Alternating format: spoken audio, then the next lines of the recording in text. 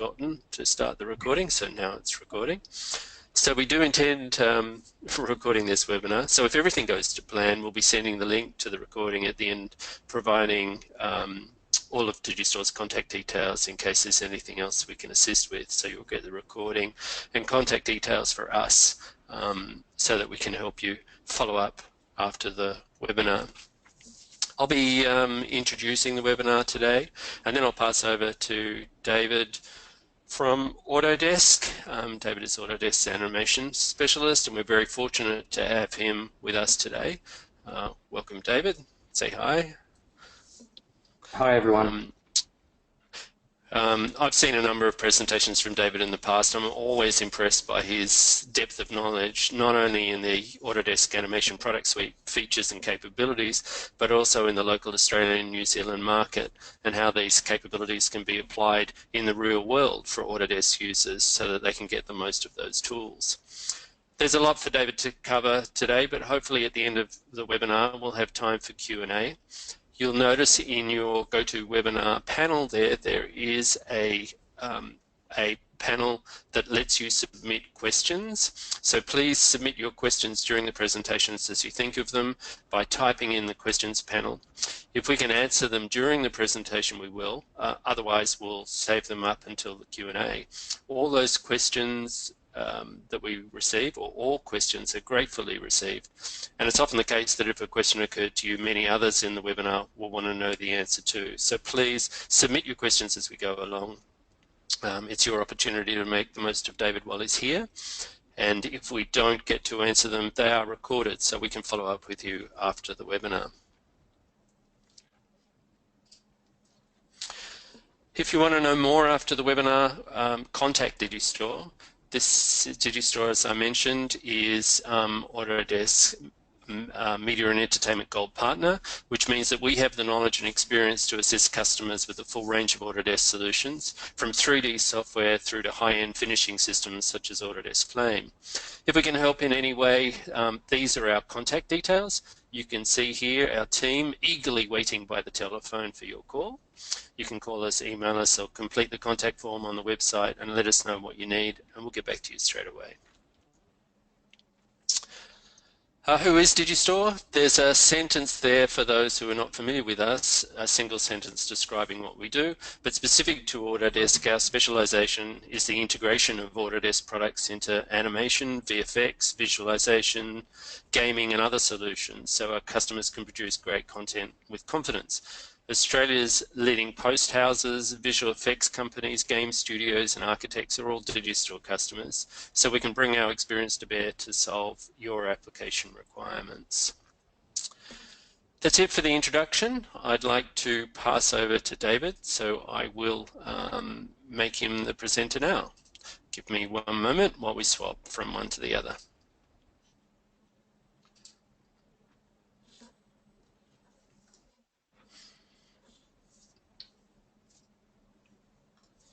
Great. Awesome. Thank you so much, Mark. It's great to be here, guys. I'm going to start by apologizing because I was at GCAP and PAX the other week, and I've come down with the dreaded PAX pox. I'm on the mend, but you may hear a little bit of sniffling and coughing during this presentation. That said, when Mark asked me to do this webinar, I thought I'd actually present what I presented at GCAP and PAX, as it was very well received and generated a lot of questions from the audience. So you guys are basically going to get a behind the scenes sort of what I was showing at GCAP and PAX. All right, so let's get started. So basically what I'm going to be showing here today is just a big collection of features in Maya and Max. Now, I'm actually going to be going all the way back to extension 2016 extension 2 for Maya, because there were so many features that came out in Maya extension 2 that it was quite mind-blowing actually. And in my travels this year, I found that a lot of studios and a lot of individuals aren't aware of a lot of the features that came out in extension 2. So that's why today you'll be seeing features that first appeared in Extension 2, but have followed through into Maya 2017, as well as excuse me, as well as Max 2017 as well. All right, so let's get started with Maya first.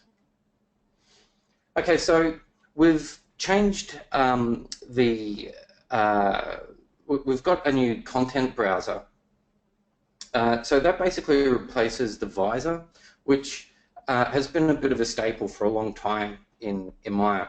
So this enables you to find assets a lot quicker and just sort of streamlines the process a little bit. Next, we've changed the workspace as well. So the workspace now in Maya is very customizable. It always has been customizable to a degree, but now you can basically tear off panels and place them around. So if you're doing animation work, you can customize your UI for that. You're doing modeling work, you can customize it. You can customize it for multiple screens, and it will remember where those panels are placed. And it's been a bit of an issue in the past where if you're using multiple screens, for instance, you tear off panels, you shut Maya down, you open it up again, and it throws everything back onto one monitor. So we've addressed that. We've also the Maya's UI now supports high-resolution screens, so up to 4K. Now, this was something we talked about, I think, in 2016, and it did, to a degree, support high-resolution screens, but we've fixed any issues that were there, legacy issues that were there, so it really does support that scaling up to high-resolution screens now.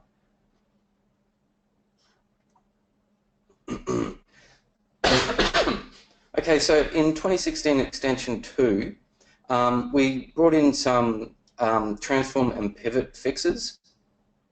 Now, I'm not going to go through, I've got quite a lot of information here.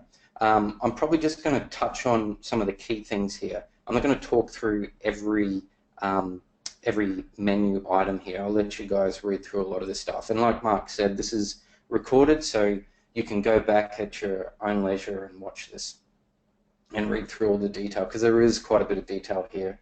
And if I went through every single point, I think we'd be here for about 2 hours.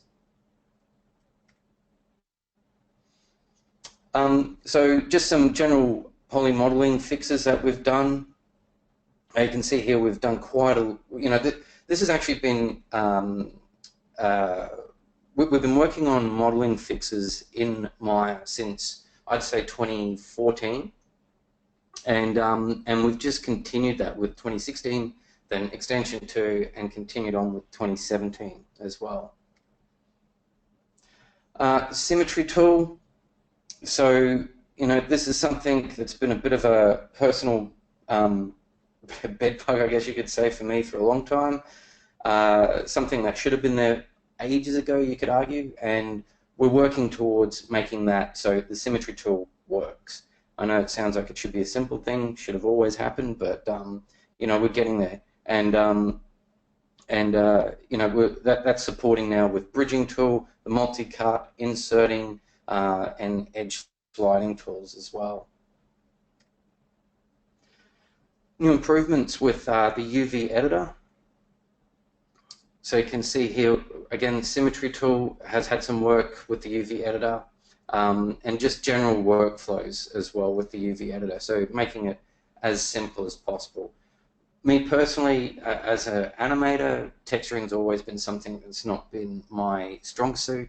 I would say it's still not my strong suit, but with these new features, it's definitely, I'm less resistant to doing unwrapping and texturing. Okay, XGen, this is one of my favorite tools. When it first came out, I just fell in love with this. I won't go into the detail of the history of where XGen came from. I've talked about this so much, I'm sure everyone here knows about its history. But, it is a very, very powerful geometry instancing tool, but it's also an incredibly powerful hair grooming tool. And we've done a lot of work. I mean, it's been working fantastic for years as a geometry instancing tool, but it's been a little bit light on, or clumsy, I guess you could say, as a hair grooming tool. So we've added a lot more grooming features to it. So one of the things we've got here, and this is related more for gaming assets or LEDs, so you can take XGen instance hair geometry, you can convert it to Geo, and then you can actually use that hair, that XGen hair in game. So you see here we've got, excuse me. So you can see here we've got 13 new sculpting tools and grooming tools, which makes for dynamic and live grooming of the hair sims.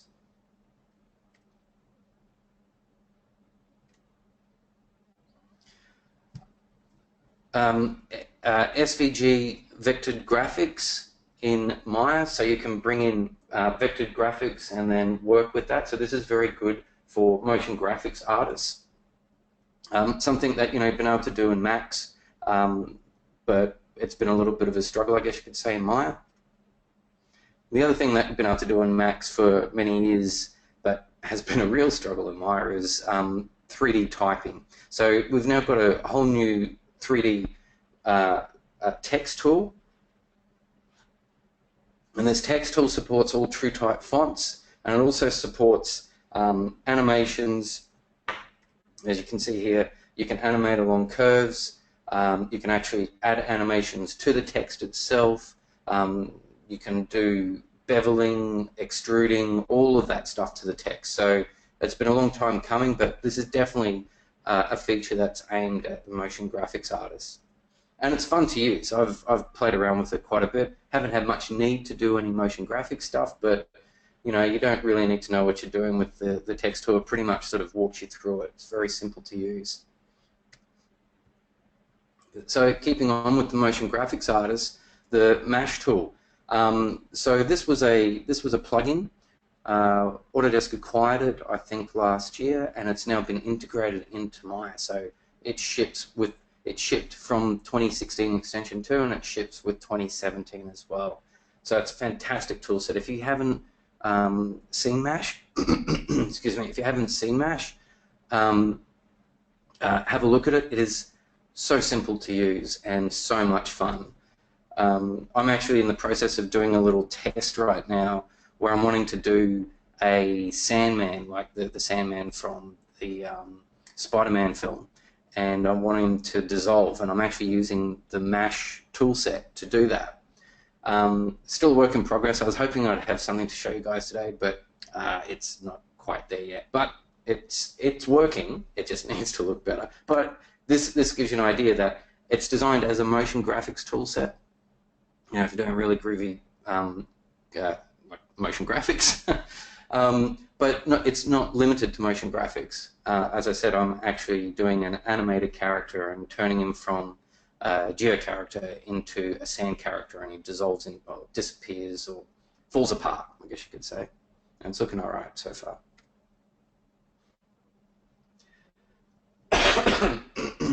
So we've got new, excuse me.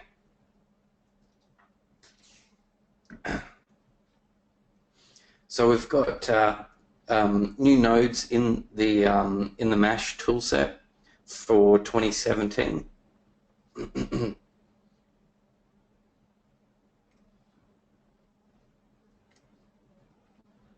All right, so some rigging and animation features. Some of these started to appear in extension 2. So we've got the quick rigging toolset. So this works off the Human IK toolset and character creation tools that are in Maya, that appeared in Maya. I want to say 2013, it may have been 2012, but they were ported over, and they look very similar to the tool set that you get in Motion Builder. So the quick tool creation setup is, in some ways, it's kind of like Character Studio or CAT in Max. It allows you to very quickly create a bipedal character.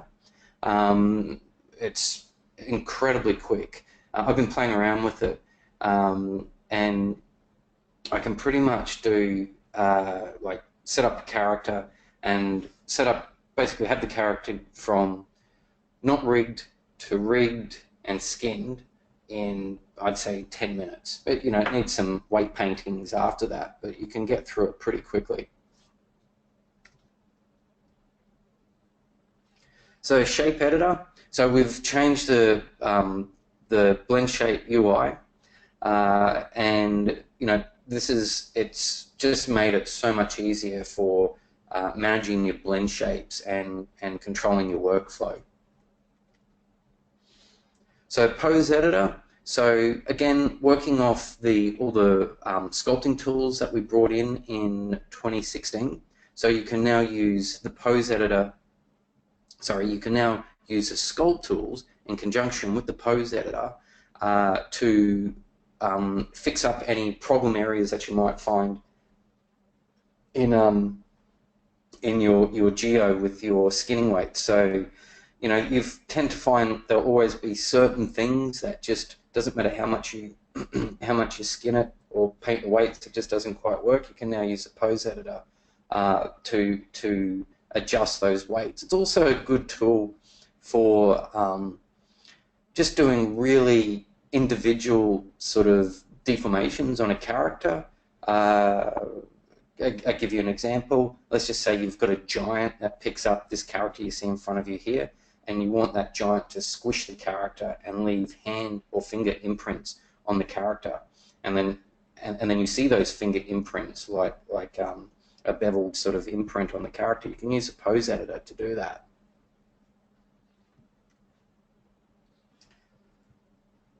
So the time editor. So this is basically getting rid of the tracks editor, which I'm kind of happy about. I wasn't ever a big fan of the tracks editor. It worked, but I always found it to be a little bit clunky. So now with the new time editor, it's very similar to the story editor in Motion Builder. It's a lot more robust, like the story editor in Motion Builder, and it allows you to build animations in a non-destructive workflow. So again, you know, like in Motion Builder, you can work very non-destructive and layer up your animations. You now have that flexibility in Maya to do exactly the same thing. Graph editor, you know, we're always making improvements on this. I mean, the graph editor is your go-to if you're an animator. So every year, a lot of effort and energy is expended on making it a better experience for artists. It's still not perfect. I don't know if it ever will be, but we're always working to, you know, endeavor to make it as good as possible.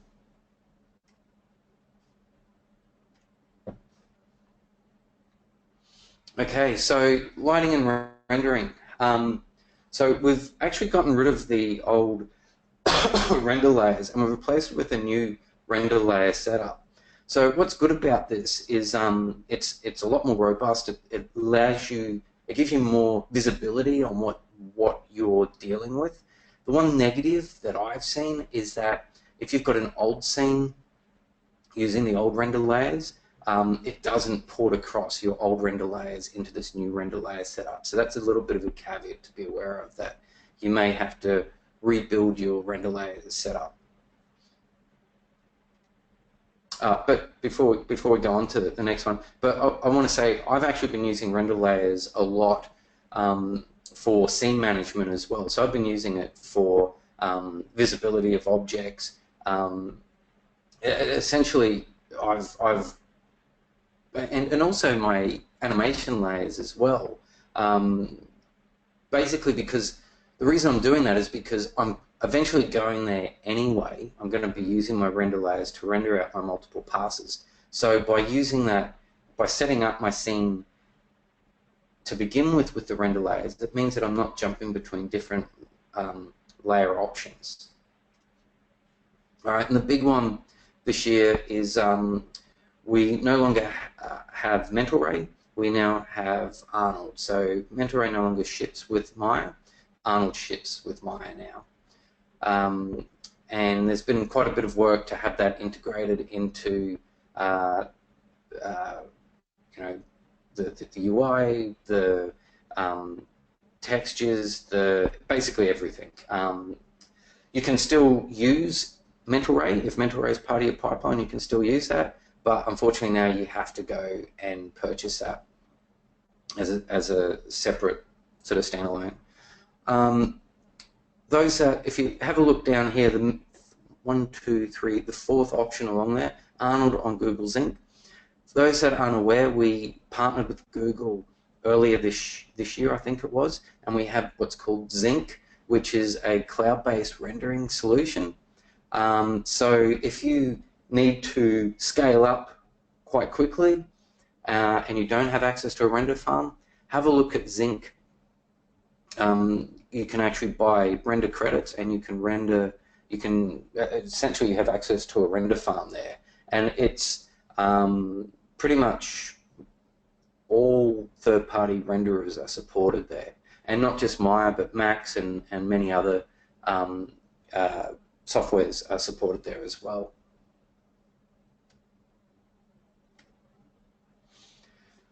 So Bifrost, again, one of the features that I've been having so much fun playing with.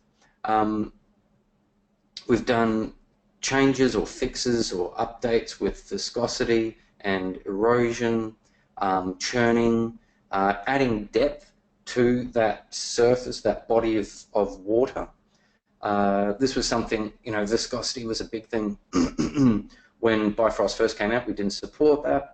The main reason, or had no option for viscosity, the main reason for that is Naiad, which is where Bifrost comes from, was designed as a large body fluid simulator. So it was fantastic for doing oceans. And that was pretty much all it was designed to do. So what we've done is we've added on to that. So Bifrost is still fantastic for doing large body ocean sims, but now it's good for doing other things as well. So honey or yogurt or lava, you can actually change the viscosity and the density and the way that the fluid particles sort of stick together. The other thing too with the bubbles and foam is now the Bifrost sim is not happening on the surface, it's actually happening in a depth inside that sim. So it gives the water more realistic look. It also gives it a more realistic sort of simulation, because all your sim is not happening on the surface level. It's excuse me, it's actually happening to a prearranged depth.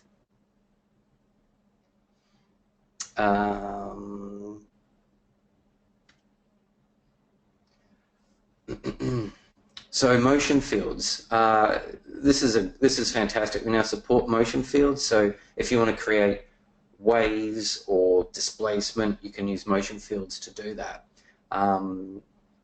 So I remember when I was first playing with Bifrost, when we first got it, to do a wave, I literally had to create like a colliding object that would move and push the fluid body to try and create that wave, which, as you can imagine, was very clunky, clumsy, and completely non-art directable. I had no idea what I was going to get at the other end, and it was very hard to try and control that sim. Now with motion fields, you can control that, and it's a lot more art directable.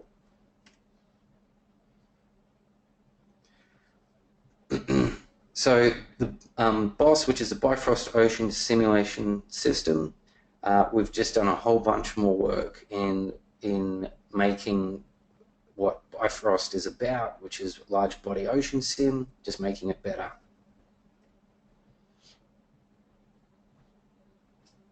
You can see here this is a process of going through setting up my sim, and then final result.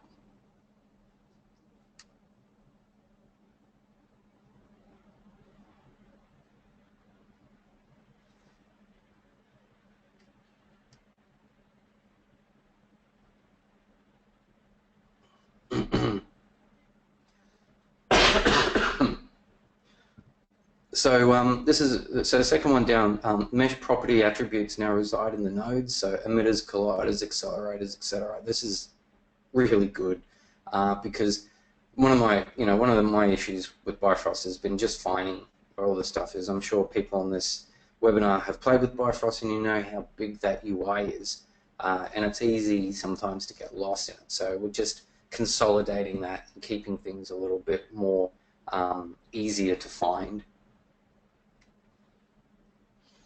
So animation performance, so GPU override is now on by default.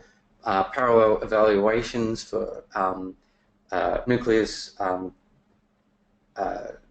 dynamic support, improvement on wrap deformers, faster viewport 2 rendering,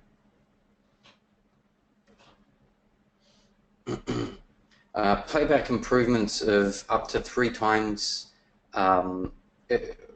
increase in speed for hidden objects. So this has always been something, in legacy things with Maya. If you hide an object, you try and do a playback, and just because the object's hidden, Maya still sees it essentially in the scene. So you get no notable speed improvement by hiding objects.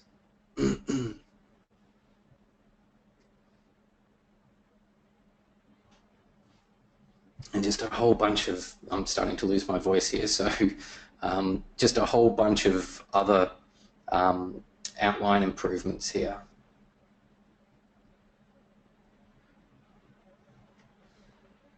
All right, so we're moving on to 3D Studio Max now.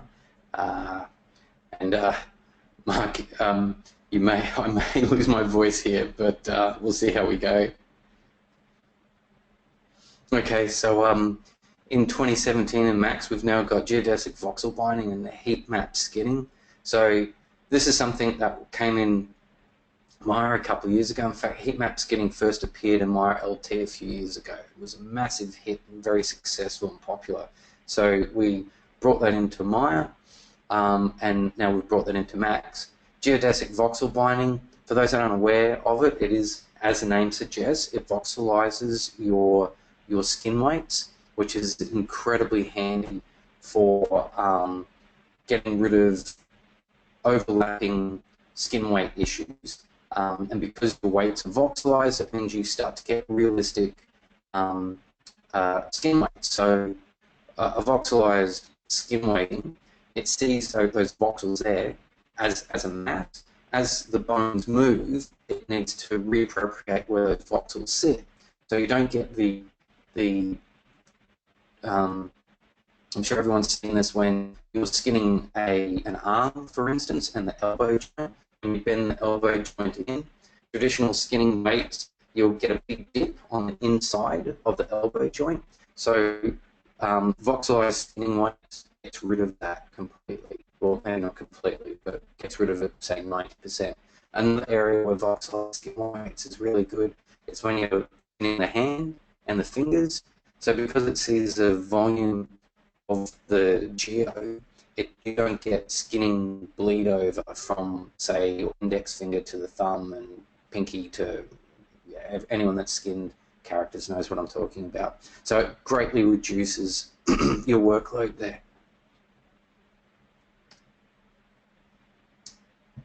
So animation productivity enhancements, so track view improvements, new tools for the key values. Excuse me. So Max Creation Graph.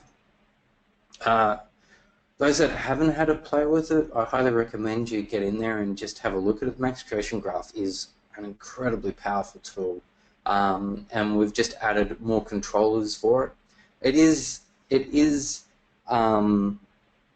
It can be quite complex. There's a lot of videos out there now, but you can actually create MCG compounds and save them out. In fact, if you go to the Creative Corner, I think it is, there's compounds that other people have made. You can actually download it. people are selling compounds, and if you're so inclined, you can actually make your own MCG compounds, upload them, and sell them if you want to do that as well.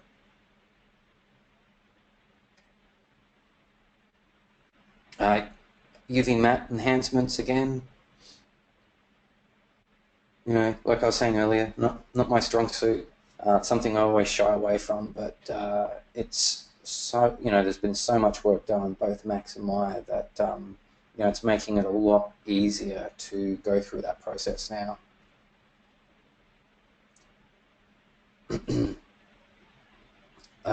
Object tool enhancements, so just moving objects around, modeling, just making that whole process a lot simpler for you. Excuse me.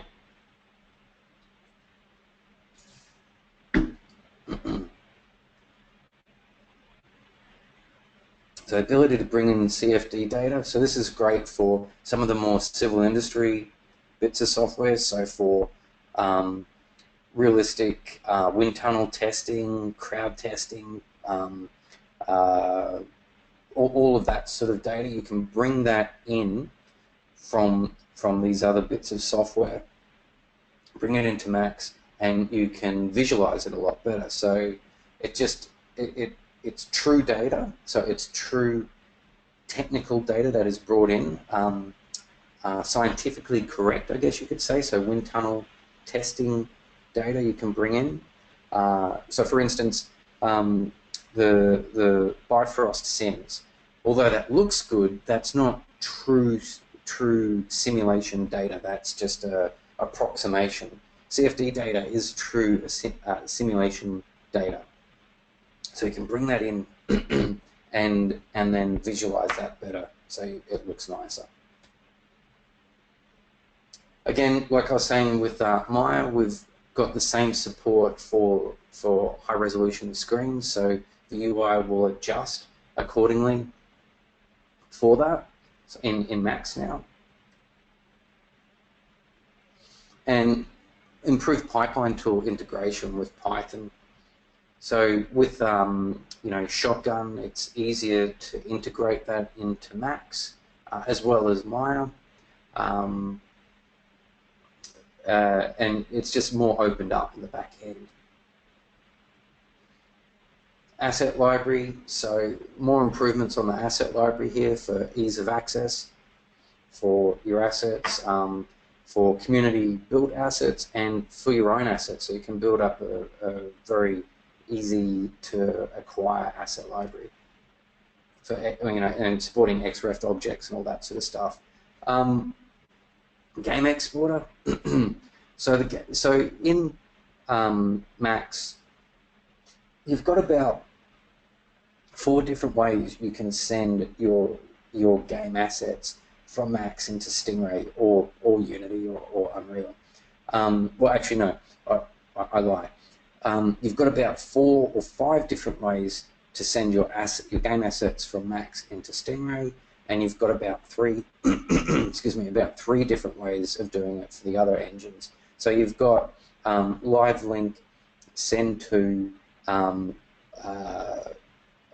Live Connect, FBX, just an old-fashioned FBX exporter, and you've got the game exporter. What's great about the game exporter is that it will set up your file system or your file structure for you.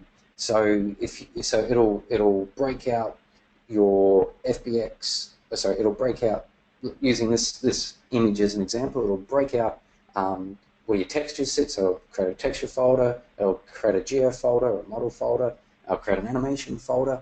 All your animations will sit in that folder, and it just organizes your scene. Or sorry, not your scene. It organizes your file structure a lot better.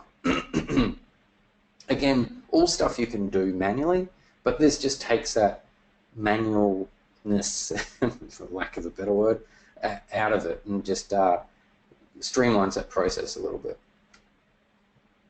So like I was saying, the live linking, so what you see in viewport in Maya is what you see in viewport in Stingray.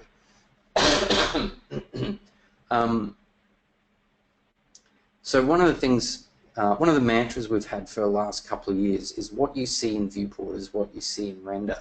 And we've really been driving that home with shader effects, new gamma settings for UI settings.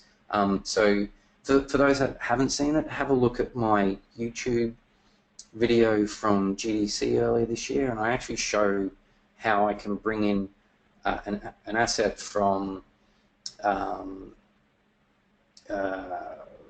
brain's failing me. From I think MyRLT into Stingray, and basically what you see in Maya, actually it might have even been Maya, I can't remember now, but what you see in viewport is what you see in final render. When I do a compile of that scene, it's exactly the shading, the lighting, how the texture looks in game is how it looks in viewport in the 3D program. And like I was saying, shader effects. So just better integration. You know, this is key to getting that. Like I was saying, what you see in viewport is what you see in render. And then finally, support for 3D printing. So you've got direct support now for setting up, sending a model to a 3D printer, or setting up basically your print beds, optimizing that print bed. Here you can see we're using Print Studio, so sending this funny looking object from Max into Print Studio, and then from Print Studio we're basically setting up our print bed, optimizing it for the I think it was the Amber printer, and then printing it out. So, you know, 3D printing, if you haven't played with it yet, it's a lot of fun, and it's just making that process a little bit simpler for you. Okay, I think that is me done, and I am fast losing my voice, so I might hand it back over to you, Mark. Okay, thank you, David. That was a very brave effort, I have to say. I might just make me the presenter.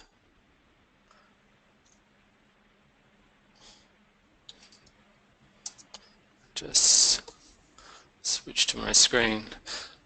So yes, David, thank you so much. You made it to the end of the slides, but now you've got some questions to answer. We do have a couple of questions from people. If you have any other questions, we've got a little bit of time, certainly, to take some more. So please type them in and we'll ask them for the rest of the audience and see if we can get some answers while Dave's here. Otherwise, we'll get back to you soon after the webinar. So one of them, George asks, is there any way to distribute MCG plugin with the scene to nodes on a render farm? Is that a sensible question for you, David? Does that mean anything? Distribute, is there any way to distribute MCG plugins within the scene? I mean, if you've got access to a render farm, then yes, I'm not 100% sure. George, if you could give me a little bit more.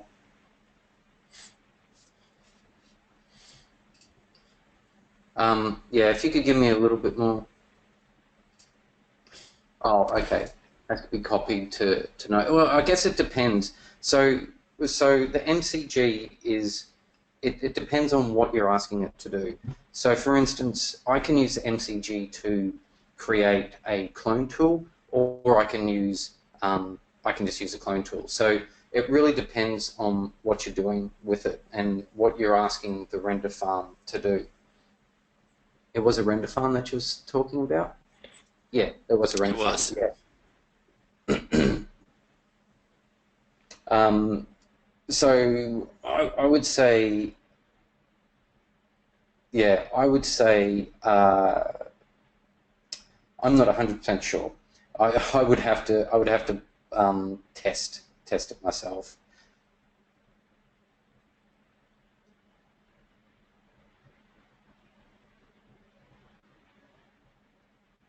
Okay. All right, so we've got a couple of questions here. Next one down. Came in a little bit late. Will mental ray still be available for 2017 as an add-on, or is it better, or is it being phased out completely? No, mental ray is not being phased out. You can still use mental ray. Mental ray is actually owned by a third party, so even though for years it shipped with Autodesk product, it was never an Autodesk product. So mental ray is still doing its thing. The only difference now is that you need to manually install the mental ray DLLs, and you will need to buy mental ray licenses if you want to continue to render through mental ray.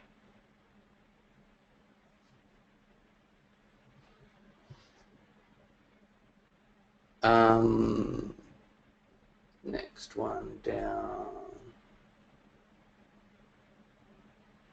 Sorry, David, there's another question there. It says, is there any integration for built-in 360-degree capture? We're definitely looking at that. You know, we've been doing a lot of work with VR, so I've been doing a ton of work with VR work, but that's basically being driven out of Stingray. So, you know, creating a VR scene is essentially just like creating a game scene. It's just your final output. Who's asking that question? Is there any... Oana Jones? Yeah. So I know with Flame there is support for 360 stitching of images from 360 cameras, but Max and Maya are really not designed to deal with video footage like that.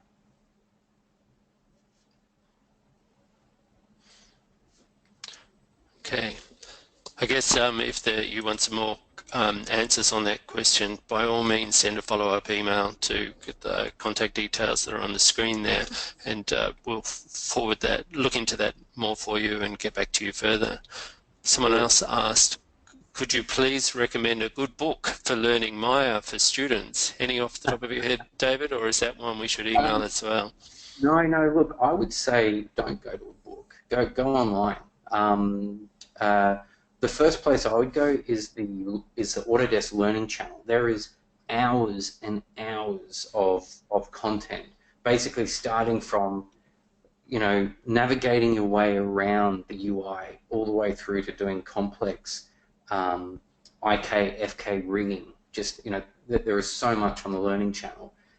Then if you've exhausted all the content on the Learning Channel, then there is... Then come and talk to me, because I can direct you to about another 1,000 other different web places that you can go to. Thanks, David. The next question is, will mental ray shaders be converted to an Arnold compatible shader? Good question. I don't know.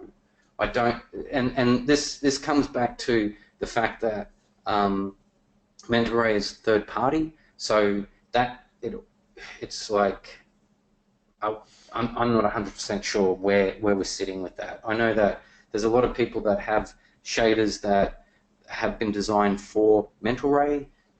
Will they work with Arnold? I'm not sure.